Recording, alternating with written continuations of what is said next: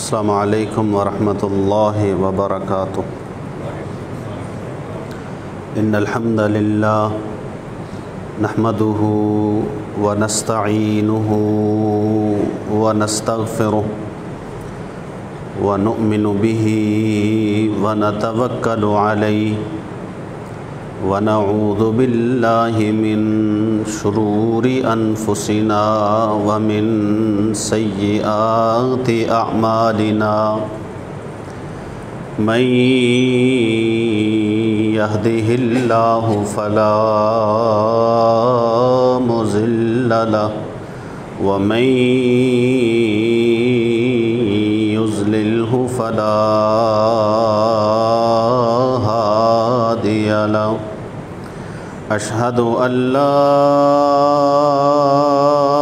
الہ الا اللہ وحدہ لا شریک لہ واشہد ان محمدا عبدہ ورسولہ۔ یا ایہا الذین آمنوا اتقوا اللہ حق تقاتہ ولا تموتن الا وانتم مسلمون۔ یا ایہا الناس اتقوا ربکم الذی خلقکم من نفس واحدہ وخلق منها زوجها وبث منهما رجالا كثيرا ونساء واتقوا الله الذي تساءلون به والأرحام إن الله كان عليكم رقيبا۔ یا ایہا الذین آمنوا اتقوا اللہ وقولوا قولا سدیدا یصلح لکم اعمالکم ویغفر لکم ذنوبکم ومن یطع اللہ ورسولہ فقد فاز فوزا عظیما۔ اما بعد فإن خیر الحدیث کتاب اللہ وخیر الہدی ہدی محمد صلی اللہ علیہ وسلم شر الامور محدثاتها وکل محدثۃ بدعہ وکل بدعۃ ضلالہ وکل ضلالۃ فی النار۔ ان اللہ وملائکتہ یصلون علی النبی یا ایہا الذین آمنوا صلوا علیہ وسلموا تسلیما۔ اللہم صل علی محمد وعلی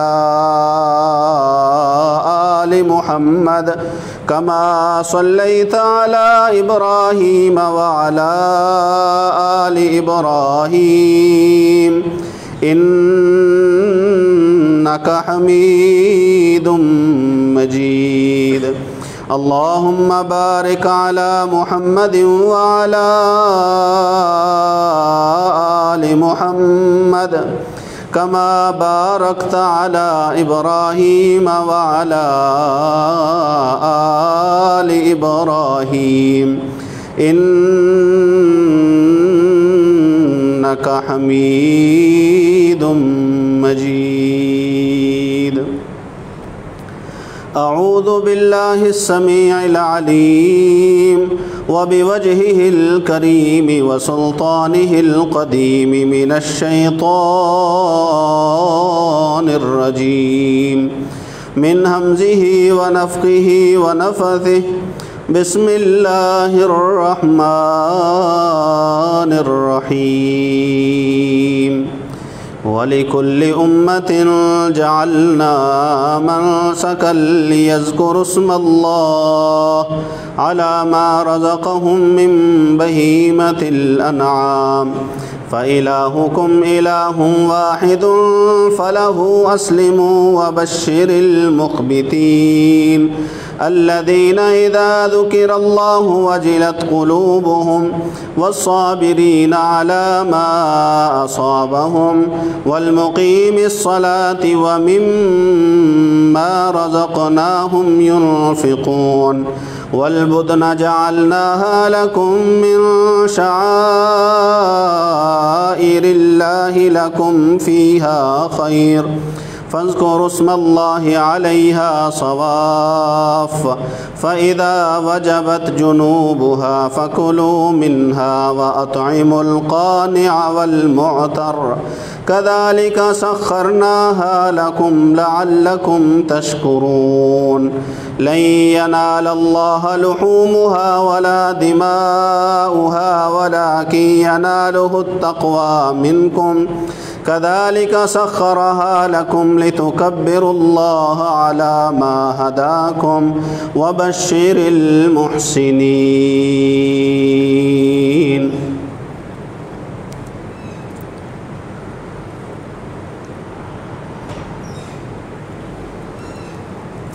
ارکان اسلام جو 5 ہیں ان میں سے ایک تو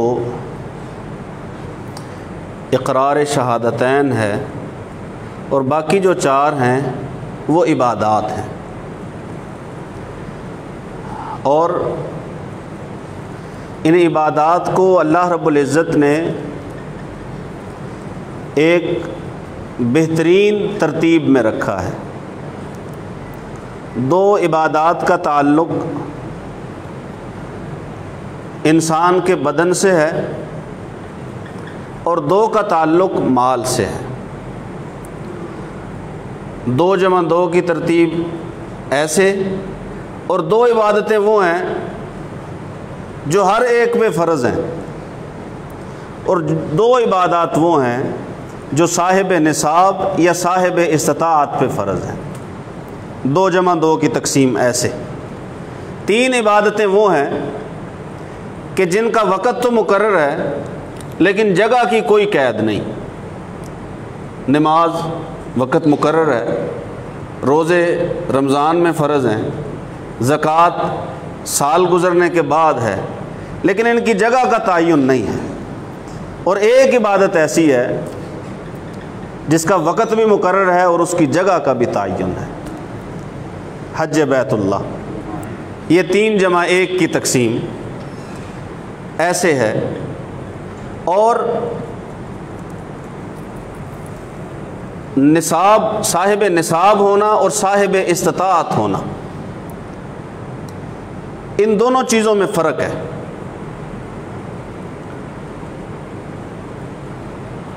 جو زکوٰۃ ہے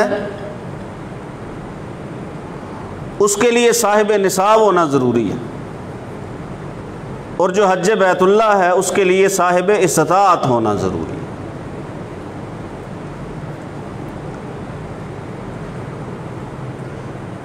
اس کا نصاب سے کوئی تعلق نہیں، چونکہ ایام قربانی پاس آ رہے ہیں تو اس میں بھی نصاب کا ذکر کیا جاتا ہے، صاحب نصاب، صاحب نصاب۔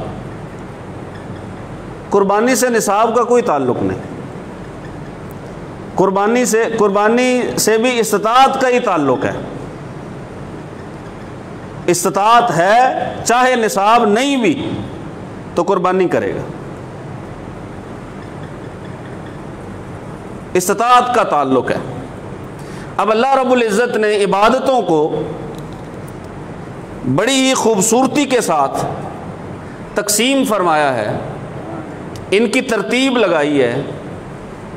کچھ لوگ آپ کو ایسے بھی ملیں گے جو اللہ رب العزت کی عبادات کی جو ترتیب ہے اسے خراب کرنے کی کوشش کرتے ہیں۔ نام استعمال کرتے ہیں قرآن کا، پہل یہ ایک طریقہ واردات ہے ایسے لوگوں کا جو رسول اللہ صلی اللہ علیہ وآلہ وسلم کی باتوں کو غیر یقینی قرار دیتے ہیں، جو رسول اللہ صلی اللہ علیہ وسلم کی باتوں کو بے اعتماد قرار دیتے ہیں، جو رسول اللہ صلی اللہ علیہ وسلم کی طرف سے آئے ہوئے اقوال اور فرامین کو وہ کہتے ہیں یہ ناقابل حجت ہیں، ان سے دلیل نہیں لی جا سکتی، ان سے منع اور فرض وغیرہ یہ نہیں ثابت ہو سکتا، سب سے پہلے کیا کرتے ہیں؟ وہ کہتے ہیں سب سے پہلے آپ قرآن کو لیجئے۔ کہنے کی حد تک تو بات بالکل درست ہے، چونکہ اہمیت سب سے زیادہ وہ کتاب اللہ کی ہے۔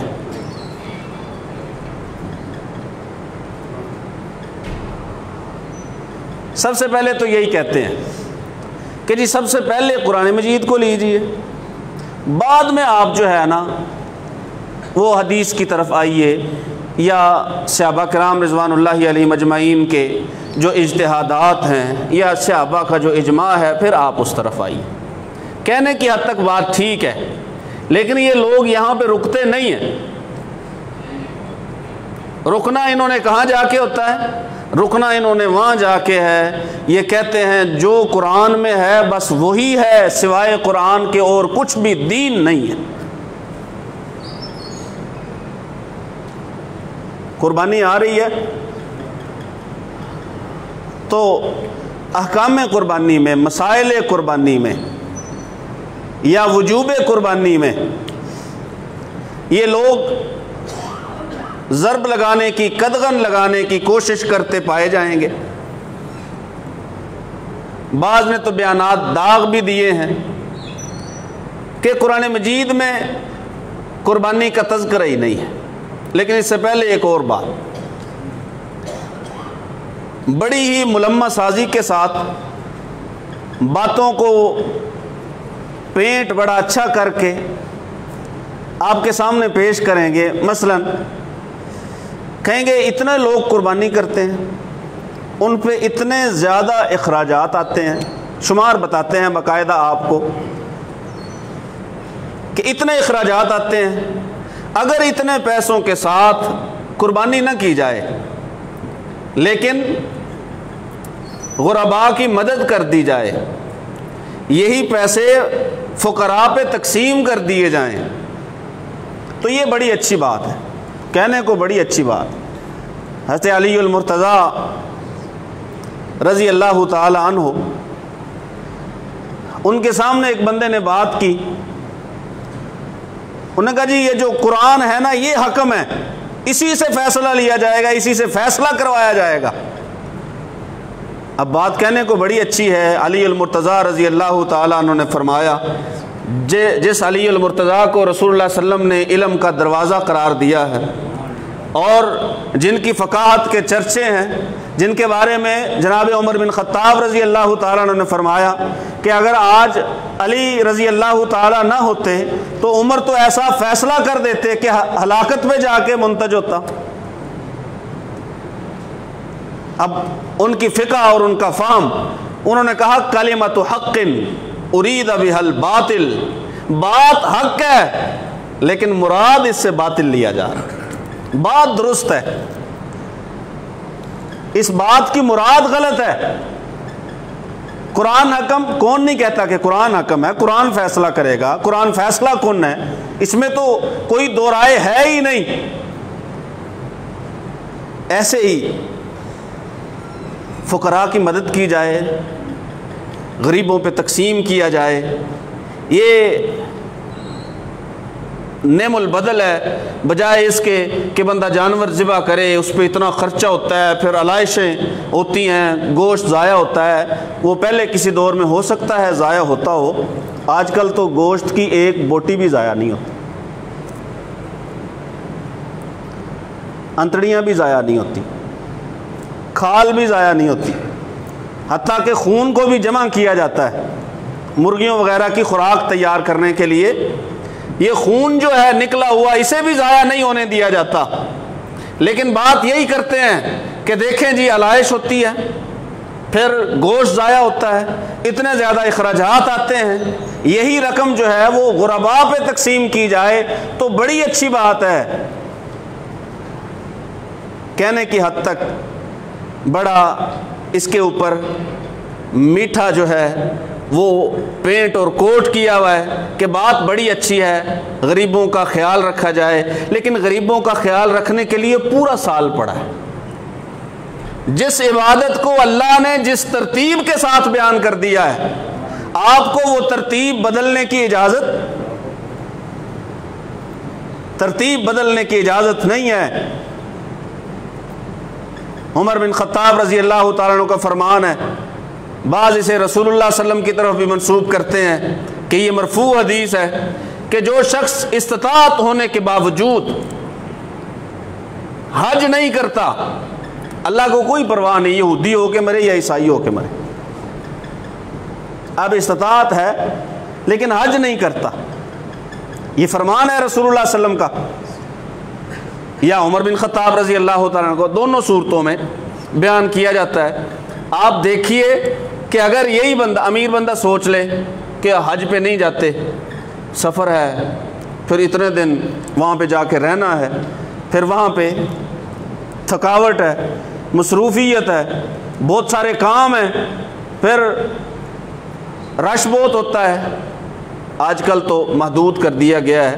ہم دعا گو ہیں اللہ تعالیٰ سے کہ اللہ وحدہ لا شریک اس عظیم فریضے کی ادائیگی وہ ہر ایک مسلمان کے لیے کھول دے کہ وہاں پہ جا سکیں، اپنی آنکھوں کو ٹھنڈا کر سکیں، بیت اللہ کی زیارت کر سکیں، اور وہاں یوم الترویہ، یوم عرفہ، یوم نحر جو ہے وہ لوگ وہاں پہ جا کے گزار سکیں۔ اب وہ سوچے کہ نہیں میں یہ پیسے غرباء و مساکین میں تقسیم کر دیتا ہوں، ایسا کرنا درست اور جائز نہیں ہوگا، کیونکہ قرآن کہتا ہے وَلِلَّهِ عَلَى النَّاسِ حِجُّ الْبَيْتِ مَنِ اسْتَطَاعَ إِلَيْهِ سَبِيلًا، کہ لوگوں کے اوپر فرض ہے اللہ وحدہ لا شریک کا ایک حق، اور وہ حق کیا ہے؟ حج البیت، بیت اللہ کا حج کرنا، من استطاع الیہ سبیلا، جو استطاعت رکھتا ہو، استطاعت والے کے اوپر حج کرنا فرض ہے۔ اب کہے نہیں جی غریبوں کی مدد کی جائے، ہرگز جائز نہیں ہے، کیونکہ جو عبادات کی ترتیب اور تقسیم اللہ وحدہ لا شریک نے رکھی، اللہ سے بڑا کوئی حکیم نہیں۔ حکیم کا مطلب دانا، سمجھدار، حسن ترتیب اور اچھے نظم اور تنظیم سے باتوں کو، مسائل کو، عبادات کو، احکام کو، اوامر و نواہی کو بیان کرنے والا اللہ سے زیادہ کوئی سمجھدار نہیں، اور یہ ہے بھی فرض کی ہوئی اللہ کی۔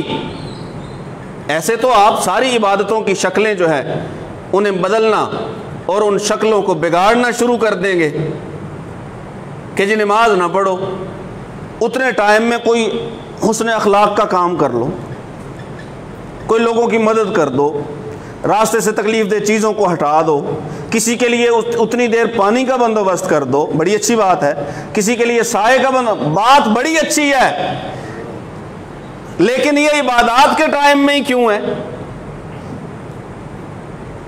یہ قربانی کے وقت ہی کیوں ہے؟ بات اچھی ہے، قرآن بھرا پڑا ہے، فقراء کی مدد کی جائے، ان کی اعانت کی جائے، ان کو کھڑا کیا جائے، ان کو پیسے رقم دی جائے، آپ راستے میں بیٹھ گئے۔ فقراء کی مدد کرنا بڑی اچھی بات ہے، قرآن بھرا پڑا ہے، میں تو بلکہ کہتا ہوں قرآن مجید کا ایک سپارہ بھی ایسا نہیں کہ جس میں اللہ وحدہ لا شریک نے اللہ کے راستے میں فقراء و مساکین پہ خرچ کرنے کا حکم نہ دیا ہو، کوئی سپارہ ایسا، ہر ایک سپارے میں لازماً کوئی نہ کوئی آیت، ایک آیت تو میں بہت تھوڑی بات کر رہا ہوں، کئی آیتیں وہ اللہ وحدہ لا شریک نے فقراء اور مساکین کے خیال کے لیے رکھی ہیں، اور آخری پاروں میں آپ آ جائیں تو تقریباً ہر صورت میں آپ کو اشارات، چھوٹی چھوٹی صورتیں ہیں، لیکن ہر ایک صورت میں اللہ کے راستے میں غرباء، فقراء، مساکین پہ خرچ کرنے کے احکامات جو ہیں ان کے لنک آپ کو لازماً مل جائیں گے۔ بات بڑی اچھی ہے، لیکن جہاں پہ اللہ وحدہ لا شریک نے قربانی کا تذکرہ فرمایا نا، اب یہ بھی آپ دیکھیے، کہا جاتا ہے کہ قرآن میں چونکہ قربانی کا ذکر ہی نہیں ہے اس لیے قربانی نہ کیجیے، حالانکہ قرآن مجید میں قربانی کا ذکر ہے۔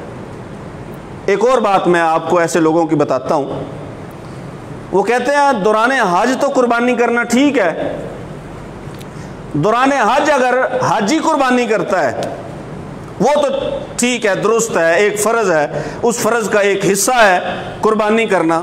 جو قربانی نہیں کرے گا وہ ظاہر ہے روزے رکھے گا، کفارہ دے گا. اچھا حج کے لیے انہیں نہیں نظر، حج پہ کہتے ہیں قربانی کرنا ٹھیک ہے. کیوں بھائی؟ وہاں نہیں پیسے لگتے قربانی پہ، وہاں نہیں علائشیں ہوتی. قربانی تو قربانی ہے. اور یاد رکھیے یہ جو ایام قربانی ہیں، خصوصاً یہ جو ایام عشر ہیں پھر قربانی ہے، میں تو یہ سمجھتا ہوں کہ اللہ وحدہ لا شریک نے حج کی کچھ چیزیں ہمارے علاقوں میں بھی، غیر حاجی کے لیے بھی حج کی کچھ چیزیں اللہ وحدہ لا شریک نے موقع دیا ہے ان پہ عمل کرنے کا. جیسے ذی الحج کے 10 جیسے چاند نظر آئے، آپ نے بال نہیں کٹوانے، ناخن نہیں کٹوانے. جو قربانی کا ارادہ رکھتا ہے وہ کیا کرے؟ نہ وہ بال کٹوائے گا نہ ناخن کٹوائے گا. یہ کون سی پابندیاں ہیں؟ یہ وہی پابندیاں ہیں جو احرام کی پابندیاں. کچھ پابندیاں، کچھ چیزیں. اور رسول اللہ صلی اللہ علیہ وسلم کے پاس ایک صحابی آئے، آ کے پوچھنے لگے اللہ کے پیغمبر صلی اللہ علیہ وآلہ وسلم میرے پاس قربانی کی استطاعت نہیں ہے تو میرے لیے کیا حکم ہے؟ کیا میں بھی راستہ چھوڑ دیں؟ بھی راستے میں نہیں بیٹھنا، آپ تو نماز شروع کرنے لگے راستے میں ہی. میرے پاس استطاعت نہیں ہے قربانی کی. رسول اللہ صلی اللہ علیہ وسلم نے فرمایا چاند جب نظر آ جائے تو آپ اپنے بال نہ کاٹو، ناخن نہ کاٹو، عید ادا کرنے تک. عید کے بعد آپ کاٹ لو، اللہ آپ کو قربانی کا اجر و ثواب عطا فرمائیں گے. اور پھر یہ قربانی ادھر یوم النحر حاجی بھی قربانی کرتے ہیں اور یہاں ہم بھی قربانی کرتے ہیں. بات کدھر تھی؟ کہتے ہیں قرآن میں قربانی کا تذکرہ ہی نہیں ہے، صرف حج کی قربانی کا تذکرہ ہے، عام قربانی کا ذکر ہی نہیں ہے، اس لیے قربانی نہ کی جائے.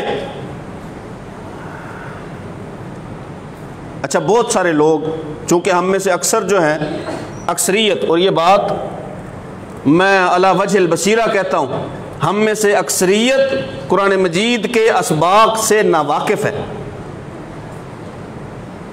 قرآن مجید کے احکامات سے نابلد ہے، بالکل قرآن مجید کے بارے میں کورے چٹے ان پڑھ. ایسے لوگ جب کہتے ہیں نا کہ قرآن میں حج کی قربانی کا تو تذکرہ ہے، عام قربانی کا تذکرہ نہیں ہے. نقصان کیا ہے؟ کیونکہ قرآن کا مطالعہ نہیں، قرآن مجید کے احکامات سے واقفیت ہی نہیں ہے. قرآن مجید نے کہاں کہاں کس کس بارے میں قربانی کا تذکرہ کیا ہمیں پتہ ہی نہیں. تو اس لیے ایسے لوگوں کا شکار بن جانا وہ آسان ہو جاتا ہے، وہ آسانی سے شکار کرتے ہیں ایسے لوگوں کو جنہیں قرآن مجید کے مطالعے سے کوئی شغف نہیں ہوتا. آپ سورہ حج اٹھائیے، اللہ وحدہ لا شریک نے پورے 2 رکوع حج کا اور قربانی کا تذکرہ کیا. ایک رکوع میں حج کا تذکرہ کیا، اس میں بھی قربانی کا تذکرہ کیا، اور دوسرے رکوع میں حج کا تذکرہ نہیں کیا لیکن قربانی کا تذکرہ. ایک ہی جگہ پہ 2 بار قربانی کا ذکر. کیوں بھائی؟ بلیغ کتاب ہے، بلاغت کے لیے ایک مثال ہے، اس میں کوئی بات فضول، بے معنی، بے مقصد کوئی ایک بھی بات نہیں ہے. کیسے ہو سکتا ہے کہ قرآن مجید نے دونوں ہی جگہ ایک ہی قسم کی قربانی کا تذکرہ کیا ہو؟ اور جو میں نے آیتیں پڑھی ہیں یہ انہی 2 رکوعوں میں سے دوسرے رکوع کی ابتدا ہے. وَلِكُلِّ أُمَّةٍ جَعَلْنَا مَنْسَكًا، ہم نے ہر ایک امت کے لیے قربانی کو بنایا ہے. دوسرا معنی قربانی کو ضروری قرار دیا ہے. استطاعت ہو تو قربانی لازم ہے، ضروری ہے. رسول اللہ صلی اللہ علیہ وسلم نے فرمایا کہ جو شخص طاقت رکھتا ہو، طاقت رکھنے کے باوجود قربانی نہ کرے، فلا یقربن مصلانا، ایک روایت میں ہے فلا یقربن مسجدنا، وہ ہماری عیدگاہ کے پھر قریب نہ آئے، ہماری مسجد کے قریب نہ آئے. کہ استطاعت ہے اور قربانی نہیں کرتا، جان بوجھ کر آپ دیکھیے اللہ وحدہ لا شریک فرماتے ہیں ہم نے ہر ایک امت کے لیے قربانی کو ضروری قرار دیا ہے. اس سے پہلے بھی قربانی کا تذکرہ لِيَشْهَدُوا مَنَافِعَ لَهُمْ وَيَذْكُرُوا اسْمَ اللَّهِ فِي أَيَّامٍ مَّعْلُومَاتٍ عَلَىٰ مَا رَزَقَهُم مِّن بَهِيمَةِ الْأَنْعَامِ. اس سے پہلے رکوع میں حج کے ساتھ تاکہ وہ ان جگہوں پہ جا کے حاضر ہوں جہاں ان کے لیے دینی فائدے ہیں، اخروی فائدے ہیں، اور اللہ کا نام لیں ان پالتو جانوروں پر جو اللہ وحدہ لا شریک نے انہیں عطا فرمائے ہیں. اللہ کا نام لے کے انہیں کیا کریں؟ ذبح کریں. ذبح کرنے کا یہاں ذکر تو نہیں لیکن معنی یہی ہے کیونکہ آگے آ رہا ہے فَكُلُوا مِنْهَا وَأَطْعِمُوا الْبَائِسَ الْفَقِيرَ. خود بھی کھاؤ، ذبح کیے بغیر تو نہیں کھایا جائے گا. نام لے کر، اللہ کا نام لے کر ذبح کرو اور اس میں سے خود بھی کھاؤ، اور جو مانگنے والا محتاج ہے اسے بھی دو.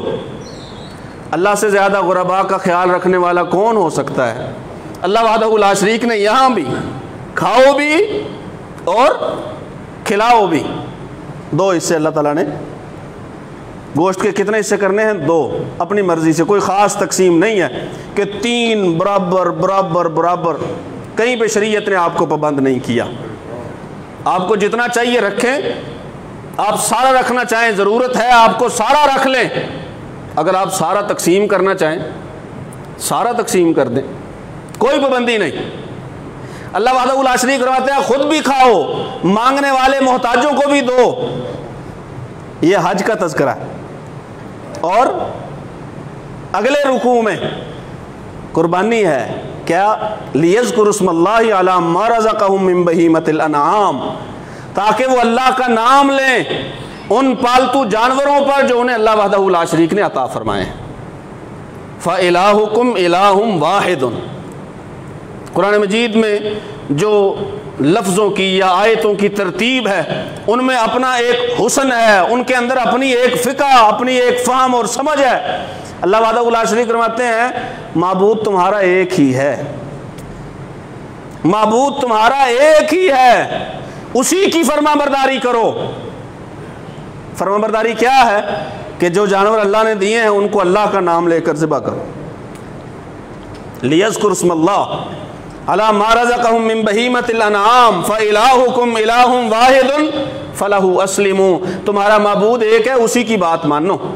یہ غلط ہیں لوگ، یہ جھوٹے ہیں، یہ دجل کرتے ہیں، چھپاتے ہیں چیزوں کو کہ نہیں جی اس چیز کا تو کہیں تذکرہ ہی نہیں، اس کا اللہ نے حکم ہی نہیں دیا، اس کو کرنے کی ضرورت ہی نہیں ہے، یہ تو مال کا ضیاع ہے، یہ تو وقت کا ضیاع ہے. غریب لوگوں کا، محتاجوں کا، فقراء کا، مساکین کا، ان کا خیال رکھا جائے. ان کا خیال اللہ وحدہ لا شریک نے رکھا ہے. یہاں پہ بھی اللہ وحدہ لا شریک فرماتے ہیں فَكُلُوا مِنْهَا وَأَطْعِمُوا الْقَانِعَ وَالْمُعْتَرَّ. خود بھی کھاؤ اور جن کے پاس نہیں ہے انہیں بھی، جن کے پاس نہیں ہے انہیں بھی دو، ان کا حصہ اس میں سے نکال لو. رسول اللہ صلی اللہ علیہ وسلم نے فرمایا کلو اطعموا وادخروا، کھا لو جتنا کھا سکتے ہو، صدقہ کر دو، کھلا دو جتنا کھلانا چاہتے ہو، وادخروا ذخیرہ بھی کر سکتے ہو. فریج وغیرہ کی اجازت دے دی رسول اللہ صلی اللہ علیہ وسلم نے. ایک وقت تھا جب لوگ کم قربانی کیا کرتے تھے. رسول اللہ صلی اللہ علیہ وسلم نے فرمایا 3 دن سے زیادہ کسی کے گھر میں قربانی کا گوشت نہ رہے.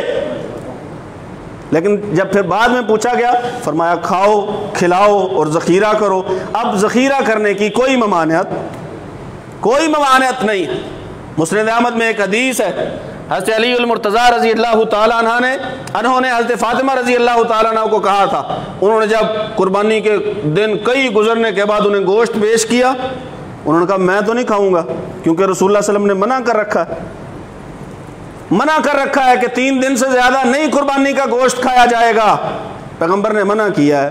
حضرت فاطمہ رضی اللہ تعالیٰ عنہ کہتی ہیں نہیں کھایا جا سکتا ہے، حلال ہے. علی المرتضیٰ رضی اللہ تعالیٰ عنہ فرماتے ہیں نہیں کھایا جا سکتا. رسول اللہ صلی اللہ علیہ وسلم کے پاس گئے، آپ صلی اللہ علیہ وسلم نے فرمایا کلہ من ذی الحجۃ الی ذی الحجہ، اس ذی الحج سے اگلی ذی الحج تک کھا سکتے ہو. اجازت دے دی، وسعت دے دی آپ کو کہ آپ ذخیرہ کر سکتے ہیں، رکھ سکتے ہیں، محفوظ کر سکتے ہیں، بعد میں بھی کھا سکتے ہیں۔ فَكُلُوا مِنْهَا وَأَطْعِمُوا الْقَانِعَ وَالْمُعْتَرَ، اللہ وحدہ لا شریک نے وہاں پر بھی کہا کھاؤ بھی اور دو بھی ضرورت مندوں کو، اور جب عام قربانی کا تذکرہ کیا وہاں بھی کہا کھاؤ بھی اور ضرورت مندوں کو دو بھی۔ آگے اللہ وحدہ لا شریک فرماتے ہیں لَن يَنَالَ اللَّهَ لُحُومُهَا وَلَا دِمَاؤُهَا، یہ قربانی کا مقصد ہے، یہ قربانی کا مقصد ہے۔ لَن يَنَالَ اللَّهَ لُحُومُهَا وَلَا دِمَاؤُهَا وَلَكِن يَنَالُهُ التَّقْوَى مِنْكُمْ۔ آج یہ جو اب باتیں میں بالکل آخر میں کرنے لگا ہوں، سب سے زیادہ انہی باتوں پہ توجہ دینے کی ضرورت ہے۔ خریدی ہوئی قربانی، خرچ کیے ہوئے پیسے ضائع نہ کر بیٹھنا، کیونکہ اللہ وحدہ لا شریک دکھلاوا کرنے والے کی عبادت کو، کسی بھی عبادت کو قبول نہیں کرتے۔ مقصد، نیت، اندر ارادہ وہ اللہ کے لیے، کیونکہ اللہ وحدہ لا شریک کو نہ تو گوشت کی ضرورت ہے نہ خون کی ضرورت ہے۔ احکام وہ جو رسول اللہ صلی اللہ علیہ وسلم نے بیان فرمائے، اور ارادہ و نیت وہ جس کا اللہ اور اس کے رسول صلی اللہ علیہ وسلم نے حکم دیا ہے، کیونکہ انما الاعمال بالنیات، عمل جو ہے آپ کا آپ کی نیت کے ساتھ جڑا ہوا ہے۔ نیت ہے تو عمل کی کوئی وقت ہے، کوئی اس کا وزن ہے، اگر نیت درست نہیں ہے پھر عمل کی کوئی وقت۔ اللہ وحدہ لا شریک تو ایسے شہید کی شہادت بھی قبول نہیں فرمائیں گے جس نے اپنی جان کو ریاکاری کے لیے دیا ہوگا، جس کے دل میں یہ ہوگا۔ ریاکاری کیا ہے؟